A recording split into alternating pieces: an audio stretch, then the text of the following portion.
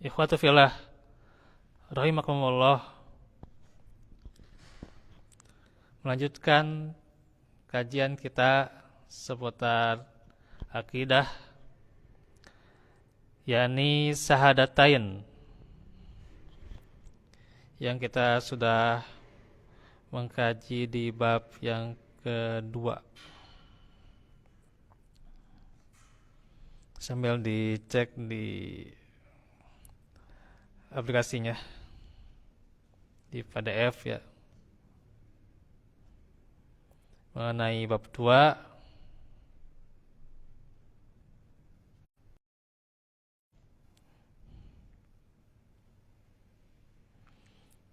yakni kewajiban mengucapkan 2 kalimat syahadat dan perang karenanya.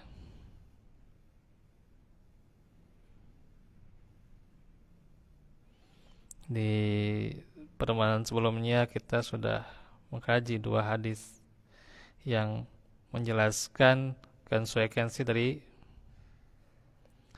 syahadatain itu.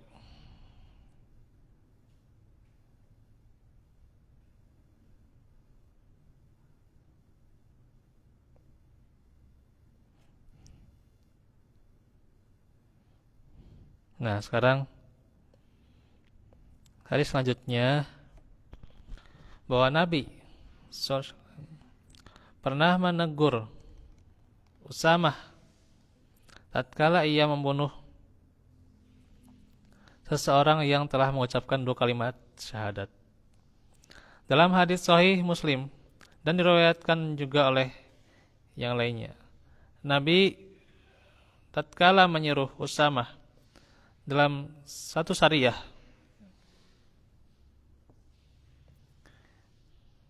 "Ya Usamah," berkata, "aku dapati seseorang yang telah mengucapkan La ilaha illallah. Lantas aku bunuh dia." Dia bertanya, "Apakah dia benar-benar mengucapkan La ilaha illallah lalu kamu bunuh?" "Wahai Rasulullah, dia mengucapkan kalimat itu hanya karena takut senjata." Tukas Usamah. Nabi lantas bertanya balik, "Apakah engkau telah membedah hatinya?" Dalam Sahih Muslim.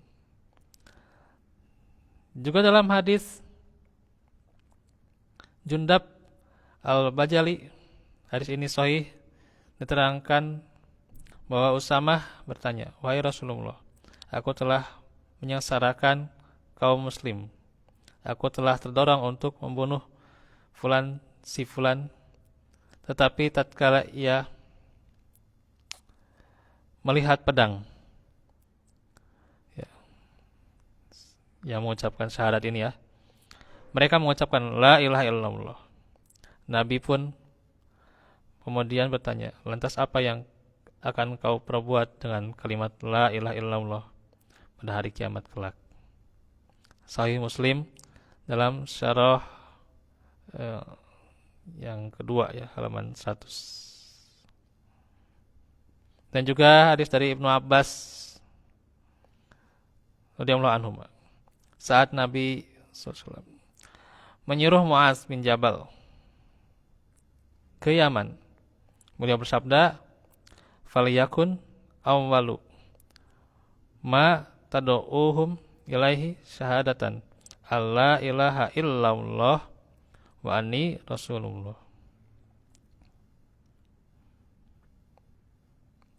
Yang pertama kali engkau dakwahkan kepada mereka hendaknya kesaksian bahwa tiada ilah kecuali Allah dan aku ini utusan Allah. Muttafaqun alaih.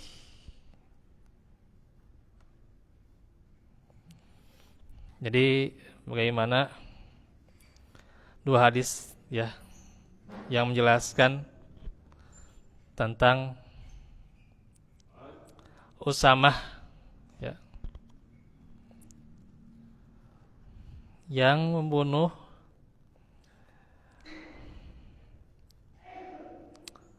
seorang yang mengucapkan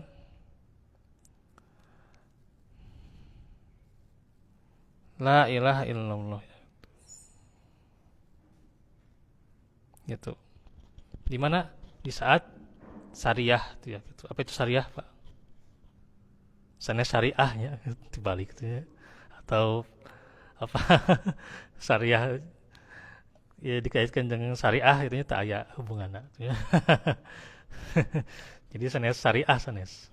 Iya mah syariah ya gitu. Syariah apa itu syariah, Pak? Syariah itu adalah peperangan yang dimana Rasulullah tidak hadir.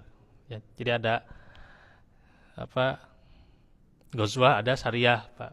Ghazwah itu Rasulullah hadir di peperangan itu. Kalau syariah Nabi nggak hadir gitu. Ya, Rasulullah tidak hadir gitu. Ya. Jadi ini kalau ditanya nanti tentang syariah, apa itu syariah, Pak? Yaitu Rasulullah nggak hadir ya di dalam perang itu ya gitu. Itu namanya syariah. Peperangan yang dimana Rasulullah tidak hadir gitu. Ya. Sanes syariahnya gitu. Ya, Pak, kena hafal Pak. Orang yang belajar sirah atau orang yang belajar hadis juga harus hafal, Pak. Itu ya, harus hafal. Karena ini tentu merupakan bagaimana orang yang mengetahui runtutan-runtutan ya gitu. Kalau orang yang mengkaji hadis tahu bagaimana sudut sejarahnya gitu ya gitu kan. Orang sekarang selalu mengatakan jas merah ya gitu ya gitu. Tapi kalau jas merahnya dia lupa juga akan sejarah peperangan Islam, sejarah Nabi itu lupa gitu. Ya, lupa. Yang tahu ya sejarah Indonesia, sejarah nanti sejarah bagaimana kemerdekaan, tapi lupa ketika nah itu ya gitu. Ini yang harus kita tahu ya gitu. Karena kalau kita udah bicara ini itu gitu ya, apalagi perihal hadis, nah itu. Ya. Terkadang ada selepot gitu ya gitu. Nah itu ya. Selepot di mana gitu ya. Padahal tidak sesuai dengan sejarah nah itu. Itu akan jadi ribet tuh ya gitu ya, akan ribet ya. Ada itulah kalau tidak tahu sejarahnya ya gitu. Nah, kalau enggak jadi salah-salah gitulah gitu. Jadi keliru ya gitu. Memahaminya karena apa? Enggak tahu sejarah teh ya gitu ya gitu. Nah itu. Ya. Jadi dalam syariah ya, Usamah membunuh seseorang ya yang mengucapkan la ilaha illallah. Ya dia nggak tahu ya ini ikhlas atau menghindari pedang tuh ya gitu. Ya dia nggak tahu. Maka pada saat itu pula dia bunuh ya gitu. Tapi kata Nabi, apakah engkau telah membelek hatena gitu ya. Gitu ya. Sudah dibelek can hatena, Pak. Dibedah belum hatinya gitu ya. Bahwa dia mengucapkan la ilaha illallah itu benar-benar ikhlas ya gitu kan. Ini tadi berhubungan dengan hadis yang saya utarakan ya gitu. Itu ya. Maka kalau sudah kita tahu hatinya ya mungkin ya yang tahu hati mah ya, hanya Allah saja ya. Ya mungkin kita bisa mengira-ngira ya gitu. Kalau sudah tahu ya mungkin tidak akan jadi seperti itu ya gitu. Ya Usamah itu ya. Tapi ya namanya hati hanya Allah yang tahu ya gitu. Jadi itulah makanya bagaimana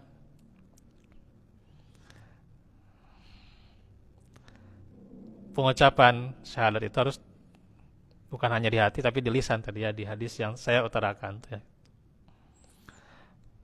Maka jelas konsekuensi akan syahadat ini ya. Ketika sudah tertancap dalam hati, maka lisannya harus mengikuti.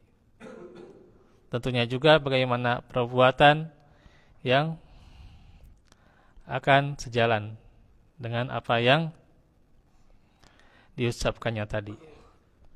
Nah itu ya, tentu akan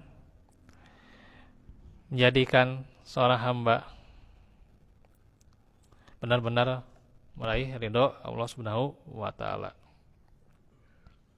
Kemudian hadis yang selanjutnya adalah bagaimana hadis dari Rasulullah SAW yang memberikan sebuah wasiat agar Ibnu Abbas radhiyallahu anhuma berdakwah, mendahulukan syahadat gitu.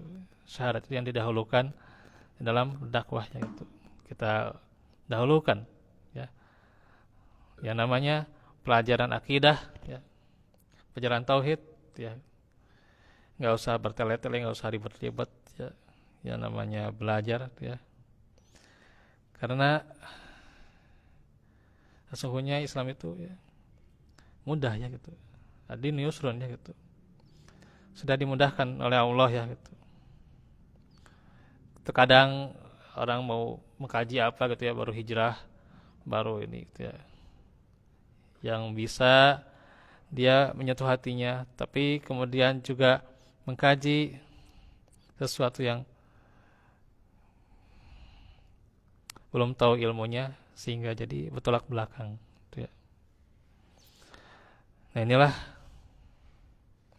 seharusnya seseorang mendahulukan yang namanya syahadat, mendahulukan yang namanya akidah. Karena itulah dasar seseorang dalam belajar, dalam berbuat. Ketika ingin yang namanya amal soleh itu diterima dengan syarat yang pertama yaitu syahadatnya. Tauhidnya harus benar itu dulu. Gitu. Maka itulah yang pertama kali disampaikan agar tentunya mengarahkan hatinya pada jalan yang Allah senangi, yaitu bagaimana menggapai ridhonya, yakni tadi ya, yang menjadikannya pula lisannya ya, dan perbuatannya juga ya, sesuai dengan apa yang tertancap, apa yang dijuantahkan ya gitu dari hatinya itu ya gitu. Maka itulah wujud seorang mukmin. Barakallahu fiikum.